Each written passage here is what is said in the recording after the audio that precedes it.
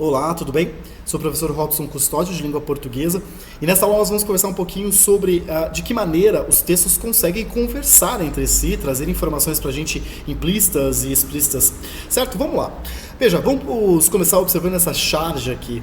O que nós temos de informações? Primeiro aqui nós temos um urso polar no centro da informação, talvez a informação mais importante e relevante para a gente aqui, até porque ele está com uma cara não tão feliz assim, ele está suando, e aí a gente consegue perceber que ele está sofrendo com calor, não só pelo suor, mas porque tem um sol aqui bem iluminado, né, bem ali posicionado sobre ele, e aí até porque ele está no meio do oceano sobre um bloco de gelo e tem vários outros bloquinhos de gelo aqui, né? Então talvez o calor tenha derretido esses lugares, né? O que mais? Ó, veja que tem um balãozinho aqui e a gente vai perceber que é uma memória, sobretudo porque tem esse formato, né? Esse formato indica pra gente que é uma ideia de memória, de lembrança, né?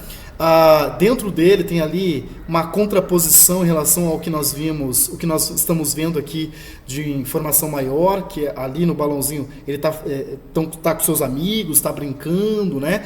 Ele está ali super feliz, patinando sobre o gelo.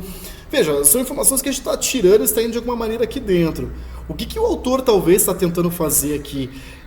Ele está jogando para a gente aqui não só essa informação de que existe um urso sofrendo com calor no meio do oceano, né? Está ali sofrendo de fato com essa camada, né, solar ali em cima, mas sobretudo ele está tentando fazer com que a gente enxergue um problema maior, que é o aquecimento global, né? Então assim, é uma informação que muitas vezes a gente ignora, né? Acha que é uma coisa muito distante, mas aqui ele está tentando dizer que, olha, existe uma problemática e que não é enfrentada não somente pelos ursos polares, né, pela fauna ali dessa região, mas também por nós, né, que vai de uma maneira chegar para a gente, porque se há esse derretimento, há um problema maior.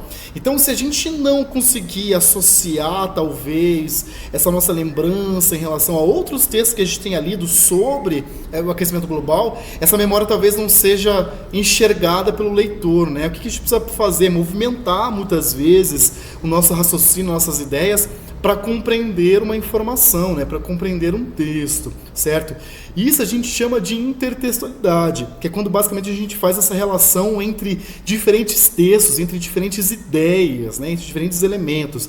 E essa intertextualidade só consegue ser compreendida se a gente fizer essa análise externa, né? Quando a gente observa, olha esses elementos que são textuais, que aparecem visivelmente para a gente, bem como também observar as informações implícitas. Quando a gente precisa fazer essas movimentações, essas ideias também de lembrança, também de relações críticas que percorrem o nosso mundo, né? Que cerceiam as nossas ideias, né? Aí dentro desse contexto. A intertextualidade ela é possível de diferentes formas. Existem aí citações, existem remissões, referências externas, referências diretas, né? Nós podemos fazer a paródia. Existem diversas formas de fazer a intertextualidade, né? Mas é importante a gente observar que para poder compreendê-la, é importante a gente também entender um contexto de interdiscursividade, né? O que é interdiscursividade? Quando o discurso também é trabalhado nessa relação entre diferentes textos. O discurso, vamos lembrar de aulas anteriores lá, né? O discurso é quando a gente tem essa reprodução, essa construção linguística atrelada a um certo contexto social, que envolve idade, envolve aí fatores econômicos, envolvem a nossa região, nossa territorialidade. Então, assim, a reprodução do discurso, a construção do discurso, ela é materializada a partir do nosso contexto também. E aí, para que o discurso ele aconteça e possa ser compreendido, muitas dessas ideias também precisam ser trabalhadas. A interdiscursividade é quando basicamente a gente consegue pensar o discurso de um texto dentro de outro texto. Não quer dizer que um texto lembra outro texto, que um texto se relaciona a outro texto, mas o discurso usado dentro de um texto, o contexto trabalhado dentro de um texto, é também trabalhado dentro de outro texto. Vamos observar aqui essa música do Rashid, aqui, olha só. Nós temos aqui, dentro da discussão, uma crítica, talvez uma relação aí sobre o racismo presente, essa desigualdade racial que é tão presente no nosso país, no nosso mundo, né? E aí a lembrança, talvez o discurso usado, essa materialização, essa linguística que ele faz, é desse contexto em que ele mesmo vive, de fatores raciais, de estereótipos, de problemáticas enfrentadas, sobretudo pela questão da cor do ser humano.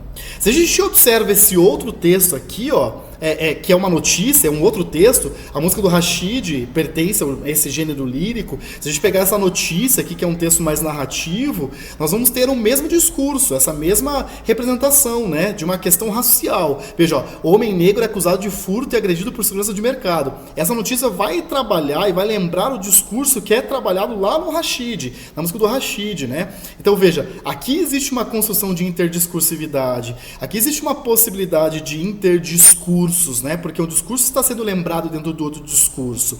Existe uma possibilidade também de intertexto, é quando a gente fala da intergenericidade, né? Essa intergenericidade é quando um gênero é movimentado com outro gênero para criar um terceiro gênero, certo? Então nós temos um gênero A, veja aqui, por exemplo, nesse exemplo, nós temos num olhar direto aqui, a gente for observar, parece uma bula de remédio, assim, né? Por causa da posologia, da propriedade, das precauções, né?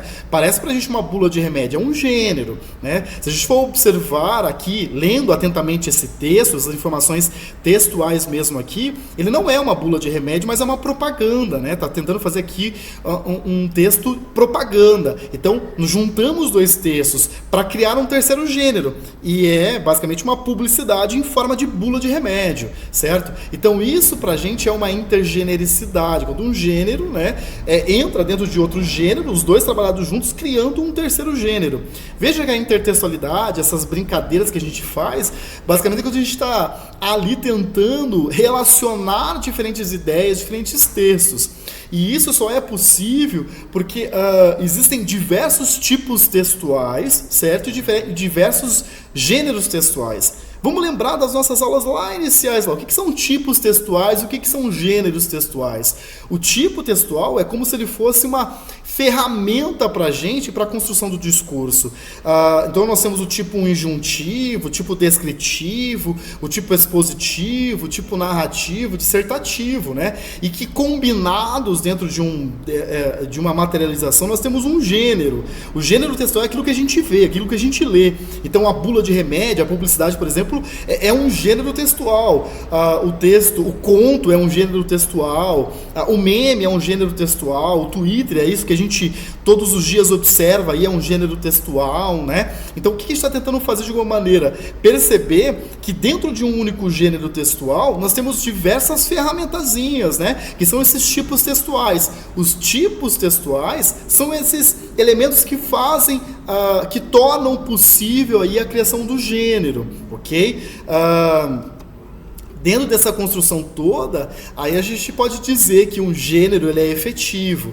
É bom lembrar que dentro de um gênero textual é possível a gente usar diferentes tipos textuais, ok? Não quer dizer que o tipo o gênero, por exemplo, é notícia, que eu não possa trabalhar com tipo narrativo, tipo dissertativo, tipo argumentativo, né? Depende da intenção do produtor do texto para poder fazer esse gênero textual, ok? Para a gente poder caminhar aqui, né? Vamos exemplificar esses textos aqui.